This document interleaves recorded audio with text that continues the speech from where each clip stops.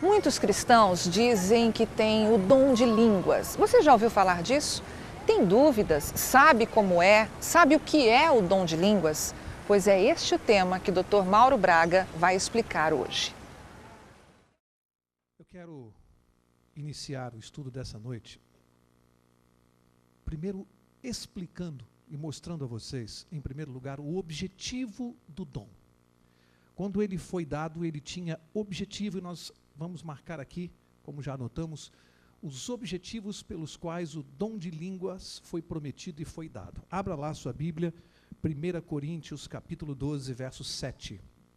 Nós temos muitos versos hoje à noite. 1 Coríntios 12, 7, diz assim: a manifestação do Espírito é dada a cada um para o que for, o que diz a sua Bíblia? Para o que for útil, proveitoso, útil. Então, o primeiro objetivo do dom de línguas, ele tem que ter uma utilidade. Sem esta utilidade não faz sentido. Ele tem que ser útil para alguma coisa. Para que coisa? Qual é a utilidade bíblica deste dom? Qual a razão de ser dele? Vamos ver Marcos capítulo 16. Evangelho de Marcos, capítulo 16. Vamos ver qual é a utilidade do dom de línguas. E aqui na palavra do próprio Jesus Cristo. É Jesus que está falando aqui. Marcos 16, verso 15. E diz assim: e disse-lhes: ide por todo o mundo e pregai o quê? O evangelho a toda a criatura. E dentro desta ordem que Jesus nos deu, tem lá a promessa no verso 17. E estes sinais hão de seguir os que crerem. Em meu nome expulsarão demônios e falarão o quê? Novas línguas. Aqui está. Em conexão. O dom de línguas tem uma utilidade. Qual é a utilidade? Quem sabe qual é a utilidade? Pregar o evangelho. Pregar o evangelho. Jesus prometeu esse dom não para qualquer coisa, não para qualquer finalidade. Ele colocou em conexão com a pregação do evangelho. Faz sentido? Vamos ver se faz.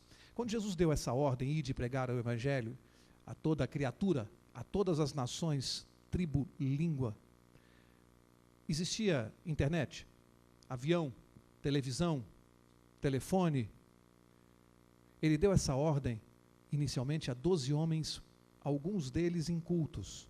Como é que eles poderiam se desincumbir desta ordem de Cristo e pregar o evangelho para todo o mundo e para todas as nações, se Jesus não providenciasse o meio, a maneira de que o evangelho pudesse ser pregado a todas as nações? Como eles poderiam fazer isso? Então Jesus disse: vocês vão fazer uma coisa e eu vou tomar as providências para que vocês façam. Daí a utilidade do dom, a finalidade dele. Agora nós vamos estudar as 5 referências na Bíblia em que se fala de dom de línguas. Não existem 6. Em todas as escrituras você só vai encontrar referência ao dom de línguas 5 vezes, em 5 passagens destacadas. Nós vamos examinar as 5. Vamos examinar a primeira, estamos nela, Marcos 16. Vamos ver na íntegra o que disse Jesus a partir do verso 15. E disse-lhes: ide por todo o mundo e pregai o evangelho a toda criatura. Quem crer e for batizado será salvo, mas quem não crer será condenado. Preste atenção aqui. E estes sinais, que sinais? Vamos ver. Hão de seguir os que crerem. Em meu nome expulsarão demônios, falarão novas línguas, pegarão em serpentes, e quando beberem alguma coisa mortífera, não lhes fará mal algum. Imporão as mãos sobre enfermos e os curarão. Aqui em Marcos 16, 15, há a primeira referência bíblica a novas línguas. Aqui nós vamos chamar de a promessa. Aqui você encontra a promessa do dom, feita pelo próprio Jesus. Em Marcos 16 está a promessa. A referência bíblica em que Jesus fez a promessa deste dom aos crentes, para uma utilidade com a finalidade de pregar o evangelho. Aqui tem um esclarecimento muito importante. Falarão novas línguas. Alguém sabe me dizer em que língua foi escrito esse texto? Marcos. Que língua? No grego. O original aqui é no grego. O grego tem duas palavras para designar novo ou nova. Duas palavras. Uma é neo. Neo. E isso, inclusive, é uma palavra que hoje derivou até para a língua portuguesa. Neo. Mas o grego também tem a palavra, eu vou escrever aqui no canto, kainos. Neo e kainos. Duas palavras que no grego querem dizer novo. Qual a diferença entre as duas? A diferença é que quando o grego aplica a palavra neo, ele está se referindo a novo como recente, no sentido de tempo. Então eu vou dizer assim, a pintura desta igreja é nova, ela é recente, ela foi pintada esta semana. O grego escreve neo, nova no sentido de recente. Kainos, não. Kainos é novo em outro sentido. Então eu vou dizer aqui, a língua inglesa é nova para mim. Ela não começou a existir hoje nem esta semana. A língua inglesa já existe há muito tempo. Mas para mim ela é nova, no sentido de qualidade, de forma. Aqui o grego usa kainos. Se eu disser o inglês é novo para mim como língua, eu tenho que dizer kainos no grego. Agora nós temos aqui uma questão fundamental, que vai nos ajudar a começar a entender esse assunto. É importante saber que palavra Jesus usou no original? É importante saber se ele usou neo ou kainos? É importante? Qualquer pessoa que tiver uma Bíblia em grego vai desvendar isso, mas eu já vou dizer para você. Faz diferença saber a palavra que Jesus usou? Qual foi a palavra que Jesus usou no grego, no original? Jesus usou kainos. Jesus não usou neo. Jesus disse kainos, falarão novas línguas. Por quê? Línguas de nações que seriam novas para eles, que não as conheciam. Novas para eles, mas línguas já existentes, línguas de nações. Isso aqui não vai ficar isolado não, nós vamos confirmar isso, vamos examinar.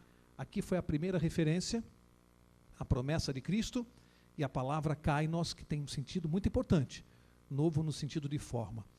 Veja, faz sentido inclusive isso, porque exalta o trabalho do Espírito Santo, porque tem muito mais valor o Espírito Santo fazer com que eu, Mauro Braga, sem nunca ter falado grego, comece a falar, é algo muito mais milagroso do que me fazer falar uma língua desconexa e que não tem sentido.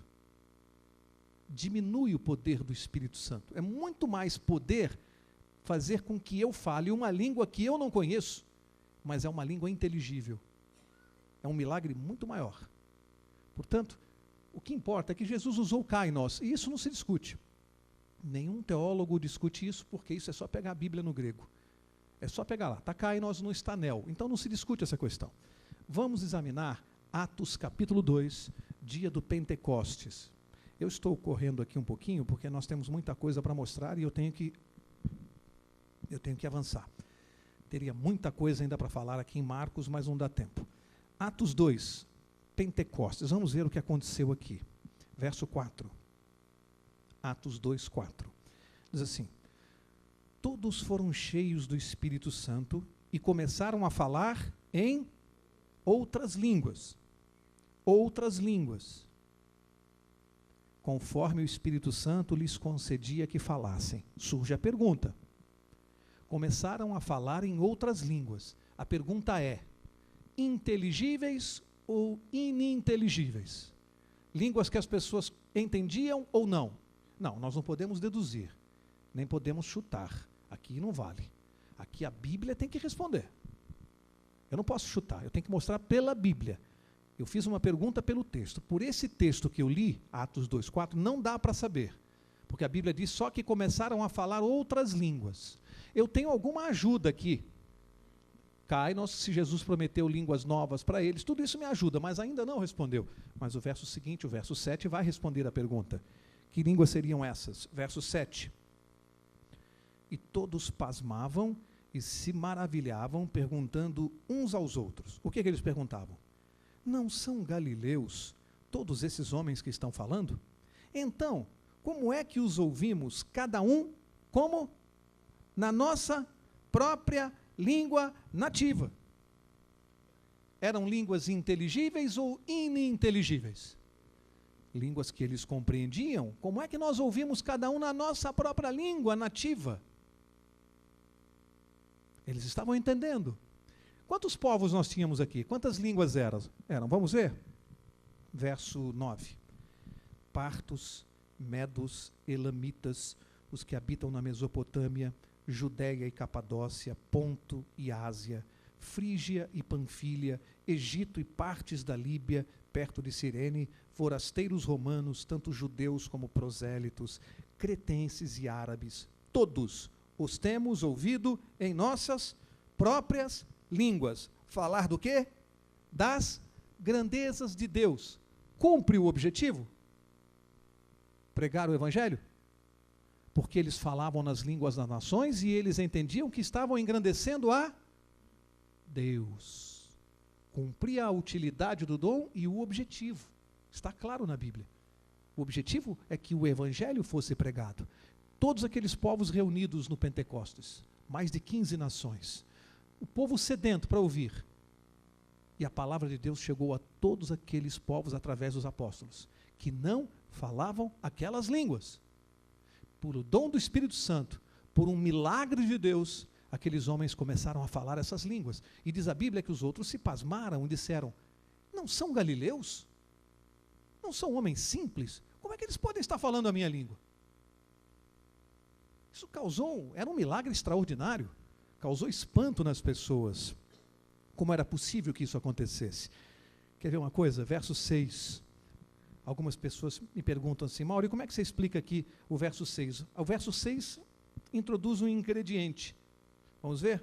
Diz assim: correndo aquela voz, ajuntou-se uma multidão. E estava, o que diz a sua Bíblia? Estava o quê? Confusa, porque cada um os ouvia falar na sua própria língua. Como é que você explica essa confusão aqui?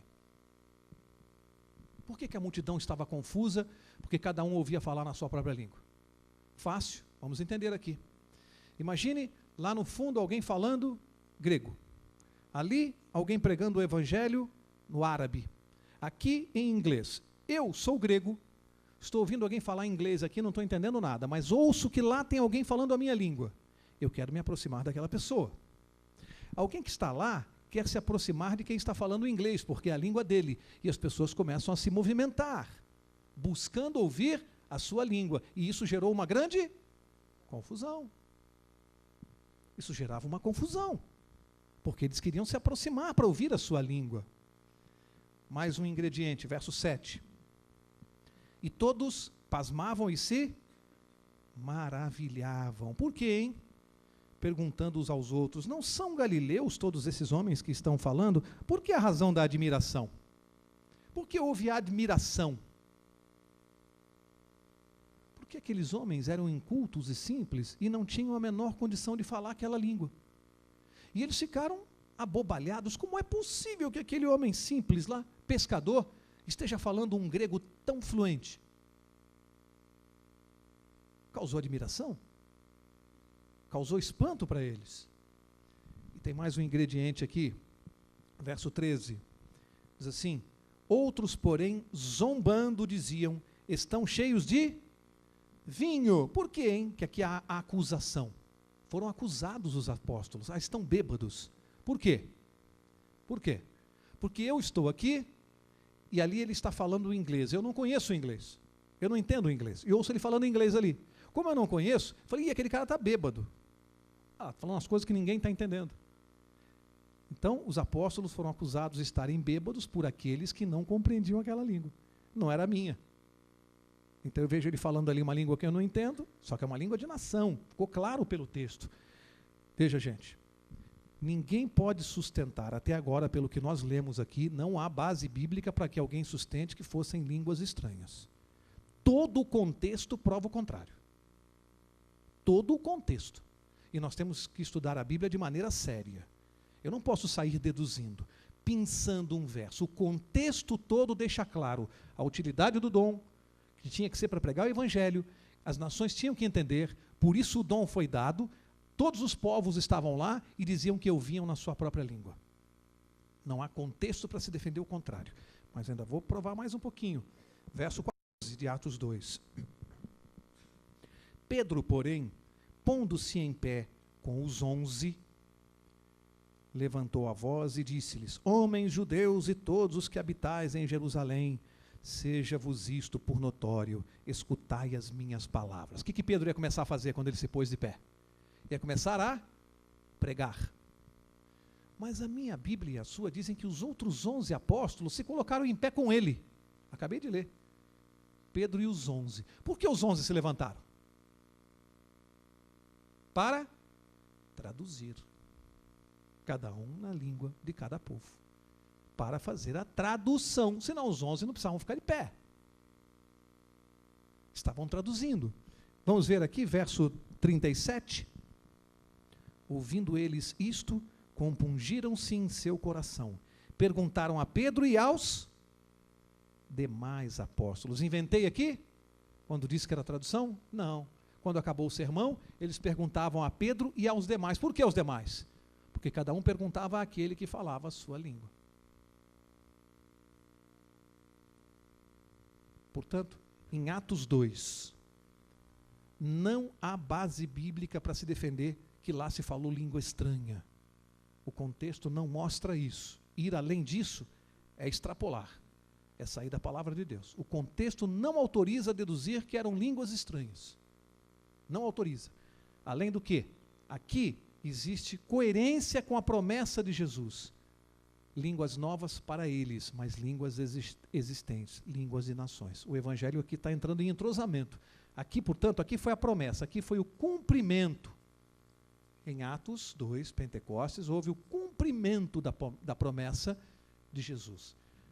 Já estudamos duas referências. Vamos ver a terceira, em que se fala de dom de línguas. Atos capítulo 10. E isso aconteceu lá naquele episódio da casa de Cornélio. Aqui, gente, Atos 10, verso 46. Em todo o capítulo só existe este verso. Nós não temos mais dicas aqui do contexto. Só temos Atos 10, 46. Então nós vamos nos ater apenas ao que diz o verso. Porque não há mais nada neste capítulo que nos ajude a saber se aquela é língua estranha ou língua de nação. Vamos ler o verso 46 de Atos 10. E diz assim: Pois os ouviam falar em línguas e engrandecer a Deus. Pergunto, língua estranha ou língua inteligível? Como é que vocês sabem? Porque eles ouviam línguas e entendiam que estavam engrandecendo a Deus. Eles entenderam. Senão não diriam e engrandecer a Deus. Então, Atos 10, 46, não há base bíblica para se falar de língua estranha. O contexto não autoriza isso. Foi um novo cumprimento que se entrosa com isso e se entrosa com isso. Eles ouviam falar em línguas e engrandecer a Deus. A dedução que eu tiro do texto é muito mais no sentido de uma língua que eu entendo, porque eu entendi que estavam engrandecendo a Deus, e não há nenhuma autorização para se dizer que aqui era uma língua estranha. Isso é extrapolar o texto. É sair do texto bíblico. É conjecturar. O texto não diz que a língua era estranha, diz que eles entenderam que estavam engrandecendo a Deus. Vamos à quarta referência bíblica. Atos 19, 6. Aqui, a mesma coisa. Um único verso, não tem mais nada, apenas um único verso, e nós vamos nos ater a ele. Atos 19, 6 diz assim: Impondo-lhes Paulo as mãos, veio sobre eles o Espírito Santo, e falavam em línguas, e profetizavam. Línguas inteligíveis ou incompreensíveis? Como é que vocês sabem? Falavam em línguas e profetizavam. Como é que eles sabiam que estavam profetizando? A não ser que compreendessem o que estava sendo dito. Vocês concordam comigo? Interpretação contrária a isso é extrapolar, é sair do texto. Como advogado, eu estou acostumado a interpretar artigos de lei. Texto, eu não faço outra coisa na minha profissão. E nós fazemos isso com regras. Eu aprendo na faculdade de Direito a interpretar os textos com regras. Teologia é a mesma coisa. Existem regras de interpretação teológica. E a regra é que o texto deve estar de acordo com o contexto geral. O próprio texto diz que eles entendiam que profetizavam. E o contexto geral, mais amplo, diz que o dom tem que ter uma utilidade, essa utilidade é pregar o evangelho, a língua seria nova para eles. Portanto, o contexto geral me faz entender que ali eram línguas inteligíveis. Agora, nós vamos para 1 Coríntios 14, que é o que todo mundo está esperando. Porque parece que nessas 4 primeiras referências, a primeira promessa de Jesus e nessas 3 o cumprimento dela, parece que não se discute muito. Aqui em 1 Coríntios 14 é que parece que a coisa fica um pouco mais difícil de entender. Mas nós vamos mostrar que não. Vamos mostrar que a coisa é tão simples quanto se você se ativer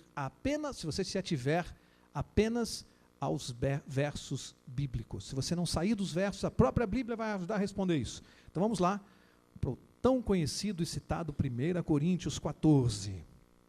E vamos ver aqui o que Paulo está falando aqui. Primeiro eu quero começar no verso 39. Prestem atenção. 1 Coríntios 14, verso 39. Olha o que diz Paulo. Paulo diz assim: portanto, irmãos, procurai o quê? Com zelo profetizar. E não proibais o quê? O falar em línguas. Então eu encontro Paulo dizendo para a igreja de Corinto o seguinte: olha, procurem profetizar. E não proíbam falar em línguas.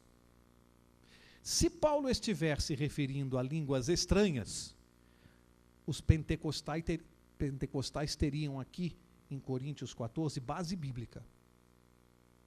Se Paulo estiver dizendo que não pode proibir línguas estranhas, eles teriam base bíblica.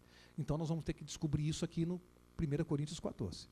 Se ele estiver falando de línguas estranhas, há base bíblica. Se ele não estiver falando, continua não havendo.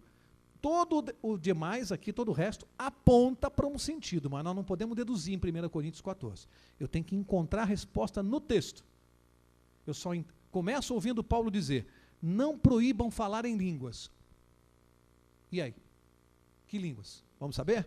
Então vamos começar a analisar todo o contexto de 1 Coríntios 14. Antes de analisar, eu quero aqui fazer uma ilustração que vai ajudar visualmente a vocês e depois vou provar pela Bíblia que essa ilustração está na Bíblia. Primeiro eu quero mostrar, depois eu vou provar. Maurício chega aqui, Luciene vem aqui, Margarete vem aqui. Vamos fazer uma ilustração. Vocês vão... Vem cá, Luciene. Qual o problema? Vem cá, vem cá. Vem cá, vem cá. Mar, vem cá. Vocês vão ceder o direito de imagem aqui na gravação. Chega para cá. Vamos imaginar o seguinte: estamos na igreja de Corinto. Chega para cá um pouquinho, senão vocês não saem na fita aqui. Estamos na igreja de Corinto. Olha só. Imaginem a Margarete, pelo dom do Espírito Santo, não falava o grego e começou a falar na igreja. As pessoas estão maravilhadas com ela. Ela não falava grego, recebeu o dom do Espírito Santo e começou a pregar em grego. Todo mundo, todos os gregos da igreja entendem o que ela está pregando. Essa é a situação da Margarete. Luciene estudou inglês. Foi lá e fez um curso de inglês e aprendeu a falar inglês. Então ela começa a pregar na língua inglesa. Não porque ela recebeu o dom do Espírito Santo.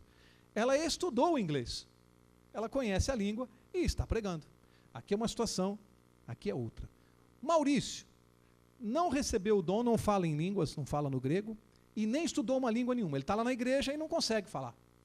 O que ele faz? Ele começa a falar numa língua que ninguém entende, porque ele não quer ficar para trás, nem da Luciene, nem da Margarete.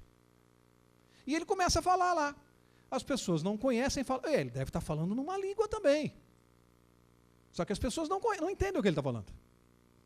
Esse problema estava acontecendo na igreja de Corinto. E nós vamos ver claramente aqui. Ó. Eu só quis fazer a ilustração para vocês entenderem o que estava acontecendo, o que estourou na mão de Paulo.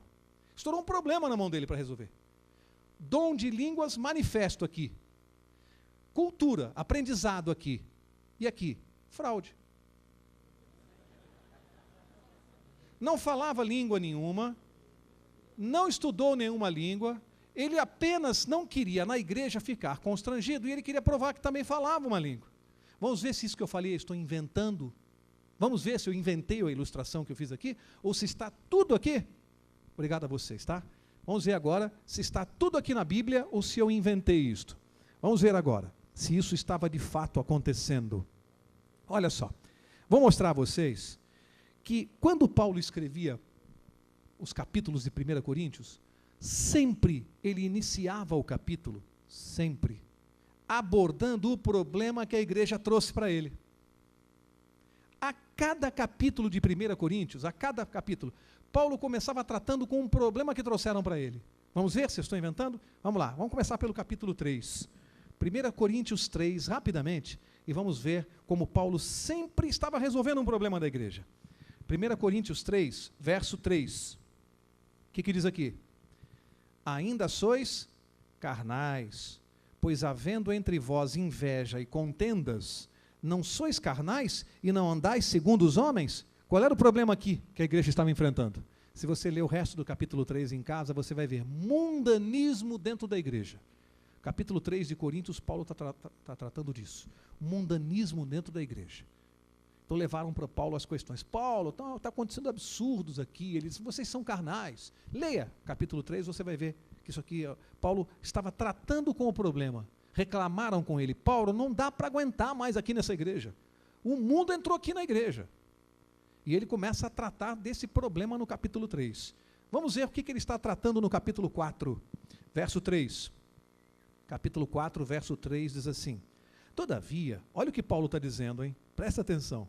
Todavia, a mim pouco se me dá de ser julgado por vós, ou por algum tribunal humano, nem eu tampouco a mim mesmo me julgo. Em nada me sinto culpado, mas nem por isso me considero justificado. Quem me julga é o Senhor. Qual é o problema aqui? O que estava acontecendo? Paulo estava sendo duramente criticado pela igreja.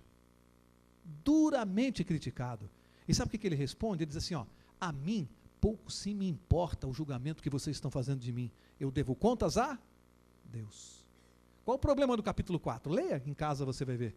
Paulo respondendo às sérias acusações que ele estava recebendo. Então o capítulo 4, ele está tratando das acusações que ele recebeu. Ele sempre começa o capítulo mostrando o problema, e ao longo do capítulo ele trata do problema. Capítulo 5, vamos ver qual é o problema do capítulo 5. Verso 1. Geralmente se ouve que há entre vós imoralidade. Imoralidade tal, como nem mesmo entre os gentios, isto é, haver quem abuse da mulher de seu pai. Escreveram para Paulo para dizer o quê? Paulo, não dá mais. Tem homens aqui abusando da mulher do pai. Qual é o problema? Imoralidade dentro da igreja. Paulo recebeu a carta e está respondendo no capítulo 5. Está tratando do assunto da imoralidade. Capítulo 6, bem rapidinho, verso 1. Vamos ver qual é o problema do capítulo 6. Verso 1. Ousa algum de vós, tendo algum negócio contra outro, ir a juízo perante os injustos e não perante os santos? Qual é o problema aqui? Briga, discussão entre irmãos. E eles iam para a justiça, para o tribunal dos homens. E Paulo está dizendo, vocês não são cristãos? Quando há uma disputa entre irmãos, não é melhor vocês resolverem isso dentro da igreja? Do que ir para a justiça dos homens? Paulo estava tratando das disputas entre irmãos dentro da igreja no capítulo 6. Foi o problema que trouxeram para ele. Capítulo 7, verso 1.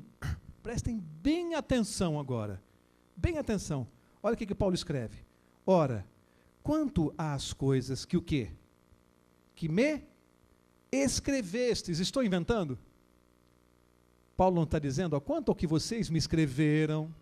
Portanto, a cada capítulo de Coríntios, ele está respondendo àquilo que trouxeram para ele. Ele diz, quanto às coisas que me escrevestes, bom seria que o homem não tocasse em mulher. Mas, por causa da prostituição, cada um tem a sua própria mulher e cada uma tem o seu próprio marido. Tem gente que toma esse verso aqui para dizer que Paulo prega ao celibato, né? Dizem que Paulo não queria que o homem tivesse relação sexual. Não é nada disso, gente. Paulo está tratando aqui da promiscuidade. Ele diz, bom seria que o homem tivesse a sua esposa e a esposa tivesse o seu marido. Quando ele diz que não tocasse em mulher, do outro. E tem gente que pensa que Paulo fosse solteiro. Não, Paulo não poderia ser solteiro porque Paulo era membro do Sinédrio. E uma das coisas para ser membro do Sinédrio era ser casado. Portanto, a dedução que nós fazemos, como aqui ele não tinha mulher nesta fase da vida, é que ele era viúvo. Porque senão não poderia ser membro do Sinédrio se ele não fosse casado. Portanto, solteiro ele não era. A dedução é que ele fosse viúvo a esta altura. Capítulo 8. Vamos ver qual é o problema que Paulo resolve no capítulo 8? Verso 4, rapidinho. Quanto ao comer das coisas sacrificadas aos ídolos, sabemos que o ídolo nada é no mundo e que não há outro Deus senão um só. Qual é o problema do capítulo 4? Escreveram lá para ele dizendo: Paulo, tem gente comendo carne sacrificada a ídolo aqui na igreja, Paulo. Como é que não vamos resolver isso aqui? Aí você lê o resto do capítulo 8, ele vai dar os conselhos, como é que se deve resolver esse problema. Capítulo 9, qual o problema? Verso 3, capítulo 9, esta é a minha defesa para com os que me condenam. Não temos nós o direito de comer e beber? O que Paulo está falando aqui, quando você vê o verso 13? Não sabeis vós que os que administram o que é sagrado comem do que é do templo? E que os que de contínuo servem ao altar participam do altar? Do que ele está falando? Dízimo. Capítulo 9, a queixa com Paulo é que estavam usando mal dízimo. Líderes eclesiásticos estavam dando má destinação ao dízimo. E Paulo trata desta questão no capítulo 9. Gente, eu vou parar por aqui, não vou no 10, 11, 12, mas eu só estou mostrando para vocês que a cada capítulo Paulo respondia a um problema que traziam para ele. E como essa igreja de Corinto era problemática. Só trazia problema. E a cada capítulo ele vai abordando o problema. Pergunto: é razoável admitir que seria diferente em 1 Coríntios 14? É razoável admitir? Ou vocês admitem que Paulo está também resolvendo algum problema? Vamos ver se ele está resolvendo algum problema em 1 Coríntios 14. Vamos ver aqui, verso 27. 1 Coríntios 14, 27. Lembram-se? Eu fiz aqui a ilustração. Paulo, como é que nós vamos resolver esse problema? Um aqui na igreja está pregando numa língua grego, algumas pessoas entendem. Outro fala inglês fluentemente, está pregando em inglês. E tem um aqui que prega numa língua que ninguém entende. Como é que nós vamos resolver isso? Vejam, gente, lição para nós, anciãos e membros de igreja. Você quer ter uma lição? Agora nós vamos tomar um banho de Paulo aqui. Paulo vai dar um banho de como ser um ancião de igreja. Sabedoria, cristianismo. Ao invés de ele dizer assim, vamos acabar com essa palhaçada aí, olha a inteligência de Paulo, a maneira como ele resolve o problema. Verso 27, ele diz assim: se alguém falar em língua, ele diz aqui se é estranho ou não? Ele não diz. Se alguém falar em língua, faça-se isso por 2, ou quando muito, 3. E por sua vez, haja intérprete. Mas, se não houver intérprete, esteja o quê?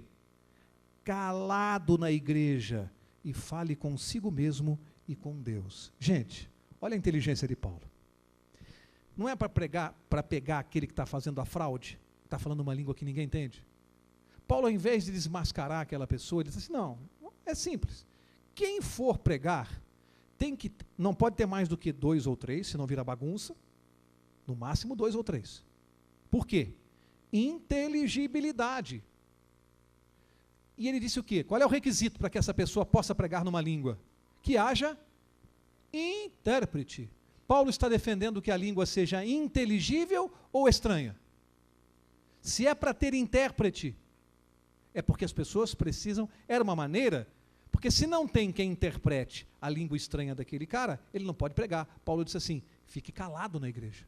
Foi a maneira inteligente dele dizer, aquele cara não vai pregar mais, porque ninguém entende, não vai ter intérprete, ele vai ter que ficar calado. A habilidade de Paulo para resolver o problema. Se não tiver quem entenda, quem possa interpretar, que ele fique calado. Eu não diria isso aqui se não fosse Paulo, gente, eu não estou usando minhas palavras, é Paulo que disse, fique calado. Se não falar coisas inteligíveis na igreja, fique calado. Bate com tudo isso aqui que nós estamos estudando até agora? Bate. A língua tem que ser inteligível, mas vamos seguir, tem mais, tem muito mais. Não vai ficar só aqui não. Verso 9, de 1 Coríntios 14. Olha o que Paulo diz. Assim também vós, Se com a língua não pronunciardes palavras, o quê? Pode repetir para mim, por favor? Bem? Mais alto, por favor. Inteligíveis. Como se entenderá o que se diz? Estareis como falando ao ar. Sabe o que Paulo está falando? Paulo está falando que se eu não chegar aqui na frente para falar de Jesus e do Evangelho, e não falar o que vocês possam compreender, entender a pregação do Evangelho, se eu não falar de maneira que vocês entendam, é a mesma coisa que eu chegar aqui nesta noite, nesse auditório lotado, e eu ficar aqui fazendo assim.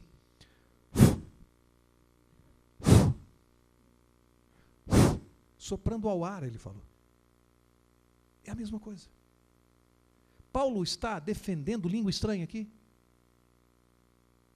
Tem gente que pensa que está. Paulo está sendo claro. Se não falar palavras inteligíveis, é como soprar ao ar. Mas ele vai dizer mais. Ele vai dizer mais. Olha o verso 18. Ele diz assim: dou graças ao meu Deus, porque falo em outras línguas, mais do que todos vós. Sabe o que ele está dizendo aqui? Eu falo um monte de línguas. Aliás, segundo estudiosos, Paulo falava 8 línguas. 8 línguas. Era um poliglota. Sabe o que ele diz? Eu falo mais do que qualquer de vocês outras línguas. Mas ele diz assim, verso 19: todavia, eu antes quero falar na igreja 5 palavras com o meu entendimento, para que possa também o quê? Instruir os outros, pregar o evangelho, do que 10.000 palavras em língua. E olha o que ele diz no verso 20, olha o puxão de orelha. Irmãos, não sejais meninos no entendimento, mas sedes meninos na malícia e adultos no entendimento. Está dizendo para aqueles que estavam na igreja, dizendo coisas desconexas, palavras sem sentido, sem tradução. Está dizendo, não sejam meninos, não façam isso, não enganem as pessoas. Eu que falo 8 línguas, prefiro pregar só 5 palavras que vocês possam entender, do que 10.000 palavras que vocês não entendam. É isso que Paulo está dizendo. Não sejam meninos, não sejam infantis nesse comportamento. Isso não leva a nada. Que lição Paulo está dando? Verso 23. Olha o que ele diz. Não, quero ler o 22. E vou dizer por quê. Olha o 22. De sorte que as línguas são um sinal, não para os crentes, mas para os incrédulos. A profecia, porém, não é sinal para os incrédulos, mas para os crentes. O que Paulo está dizendo aqui? O que Paulo está dizendo aqui? Olha, gente, eu já ouvi alguns irmãos sinceros, sim, eu creio na sinceridade de muitos irmãos pentecostais, muitos, são cristãos de primeira linha. Eu já ouvi muitos irmãos pentecostais engasgarem neste verso. Porque sabe o que Paulo está dizendo? Paulo está dizendo assim, línguas é um sinal não para os crentes. O inverso do que eles dizem que receber o dom de língua estranha é um sinal da presença do Espírito Santo, do batismo do Espírito Santo. Paulo está dizendo, não é sinal para crente, para os incrédulos. Por quê? Porque se entrar aqui uma pessoa que não crê em Jesus, e me conhece, sabe que eu não falo inglês, e de repente me pegar pregando em inglês, ele vai dizer, pelo amor de Deus, quem é esse Deus do Mauro?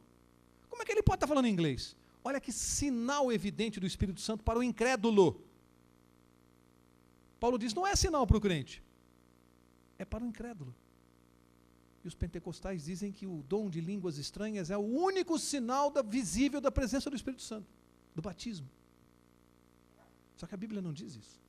A Bíblia diz exatamente o contrário disto. A Bíblia diz que, qual é o sinal para os crentes? Ele disse aqui. Qual é o sinal? Eu li. Profetizar.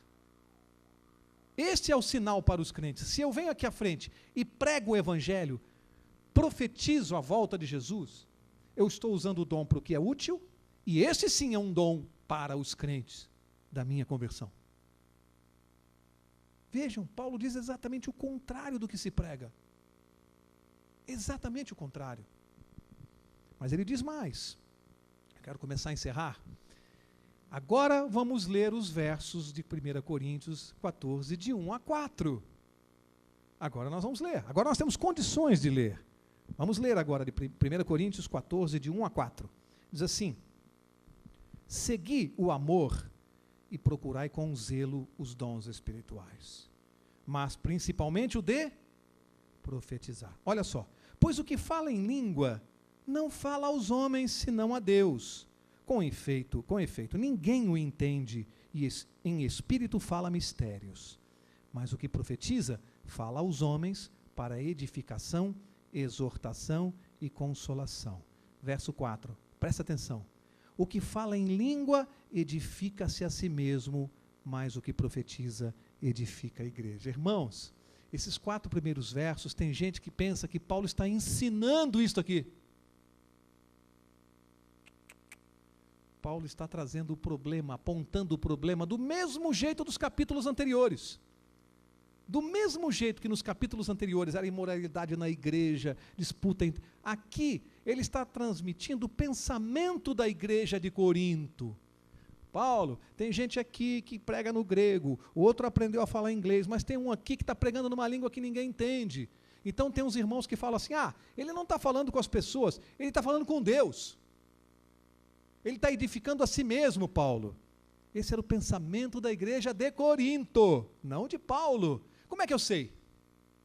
Como é que eu sei? Porque além de tudo que Paulo já falou, vamos ver o que ele diz no verso 5? Agora aqui Paulo começa a falar. Olha só, eu gostaria que todos vós falassem em línguas. Aqui ele não disse estranhas ou não, que vocês falassem em línguas, mas muito mais que fizessem o quê? Que profetizassem. Olha o que ele diz aqui. O que profetiza é maior do que o que fala em línguas, a não ser que também interprete, para que a igreja receba o quê? Edificação. Olha a lambada que ele está dando. Ele está dizendo, primeiro, eu gostaria que vocês falassem em línguas. Eu falo 8. Eu gostaria que vocês também falassem, mas muito mais que profetizassem. Agora, se falar em línguas, ele diz que haja intérprete. Para quê? Qual o objetivo? Edificação da... mas não disseram para Paulo que aquele que fala línguas estranhas está edificando a si mesmo? Paulo concordou? O dom é para o que é útil. E Paulo está dizendo que o que é útil é edificar a igreja, não a mim mesmo. Edificação própria, isso é orgulho, isso é vaidade, isso não tem base bíblica. Paulo está dizendo exatamente o contrário. Não tem que se edificar a si mesmo. Isso prova que os 4 primeiros versos eram o pensamento da igreja de Corinto, senão Paulo estaria caindo em contradição, gente. Se você admitir que no verso 1 ele fala uma coisa e no verso 5 ele fala outra, então, nos primeiros 4 versos, Paulo está colocando o pensamento da igreja. A partir do 5º verso ele começa a dizer, e ele vai deixar isso mais claro ainda. Verso 6, agora, irmãos, se eu for ter convosco falando em línguas, que vos aproveitaria, se não vos falasse por meio da revelação, da ciência, da profecia ou da doutrina? Que vos aproveitaria? Aqui, eu não estou pregando o evangelho, o que adianta? E eu quero mostrar agora o verso 12. Assim também vós, como desejais dons espirituais, procurai abundar neles para, o que diz a sua Bíblia? Edificação de quê? Não é de si mesmo? Não é de si mesmo, é a edificação da igreja. Paulo está ou não está corrigindo o problema? Vamos resumir 1 Coríntios 14. Paulo, tem aqui o cara que recebeu o dom verdadeiro, não falava a língua e está pregando na língua. As pessoas entendem. Tem o outro que aprendeu a falar uma língua e tem um outro que está falando uma língua que ninguém entende. Mas, como as pessoas não querem causar confusão na igreja, estão dizendo para ele, não, ele está edificando a si mesmo, ele está falando com Deus. Paulo, muito polido, falou, tá bom, então vamos resolver o problema. Para pregar, tem que ter intérprete. Se não tiver intérprete, fique calado. Edificação, não tem esse negócio de edificação de si mesmo não, disse Paulo. A edificação tem que ser da igreja, que aproveitaria se alguém for falar e a igreja não for edificada. Paulo corrigiu ou não corrigiu o problema? Alguém pode dizer que ele está defendendo línguas estranhas aqui em 1 Coríntios 14. Alguém pode dizer que Paulo está defendendo línguas estranhas? Gente, estudar a Bíblia é isso. Com seriedade. Verso respondendo verso. Verso explicando verso. Eu não cheguei aqui, em nenhum momento eu disse assim, eu acho que é isso, eu acho que é aquilo. Para mim, Paulo, não. Aqui não tem adivinhação. Aqui a Bíblia tem que se explicar. Mas eu quero terminar mostrando um verso aqui que eu gostaria de não mostrar. Mas eu preciso mostrar. Porque existe uma única referência na Bíblia, uma só referência à língua estranha. A palavra estranha, o adjetivo. Não aparece esse adjetivo em nenhuma dessas passagens. Fala em língua estranha. Em nenhuma. Eu vou mostrar na Bíblia para vocês a única passagem bíblica onde você vai ouvir falar de língua estranha. Quer ver comigo? Isaías 33, verso 19. Vou ler. Não verás mais aquele povo cruel, povo de fala tão obscura que não se pode compreender, e de língua tão estranha que não se pode entender. Gente, só tem um probleminha aqui. Porque a Bíblia está falando que quem estava falando língua estranha era um povo cruel, povo de fala tão obscura que não se pode compreender. Sabe o que é esse capítulo aqui, se você for ler em casa? Está falando daqueles que estavam na Babilônia, povo do cativeiro da Babilônia, povo pagão, cruel, pagão que não cria em Deus, e que falava uma língua tão estranha que as pessoas não podiam entender. Queridos irmãos, a única vez que a Bíblia usa a expressão língua estranha, vem associada ao paganismo e não às coisas de Deus. A única vez. Vem associada, a língua estranha vem associada ao paganismo. Portanto, o objetivo desse estudo que nós acabamos de encerrar é apenas mostrar o que diz a palavra de Deus. Não é criticar religiões, criticar irmãos. Aqui não é a nossa função fazer isso. Criticar outras igrejas. Eu sempre digo aqui, e aqueles que acompanham a nossa classe bíblica sabem disso, eu sempre digo aqui que existem pessoas sinceras em todas as religiões. Pessoas que estarão no céu. Existem cristãos sinceros em todo lugar. Agora, a verdade tem que ser pregada. A verdade de Cristo Jesus tem que ser pregada. Língua estranha não tem nada a ver com o cristianismo, nada a ver com o dom prometido por Jesus e que já se cumpriu e tinha uma finalidade. Por isso ele se cumpriu. Hoje, qual é a razão do dom de línguas hoje? Diga para mim, qual é a utilidade dele? Com internet, com traduções simultâneas, com pessoas falando todas as línguas? Qual a utilidade do dom de línguas hoje? Nenhuma. Mas no tempo em que Jesus deu esse dom, ele era fundamental para a pregação do Evangelho. Hoje, ele não tem mais utilidade. Isso é o que nos cumpre ensinar essa noite, através da palavra de Deus. Que cada um, na sua mente, na sua consciência, em oração, com a presença do Espírito Santo, possa buscar a confirmação de Deus quanto a este tema.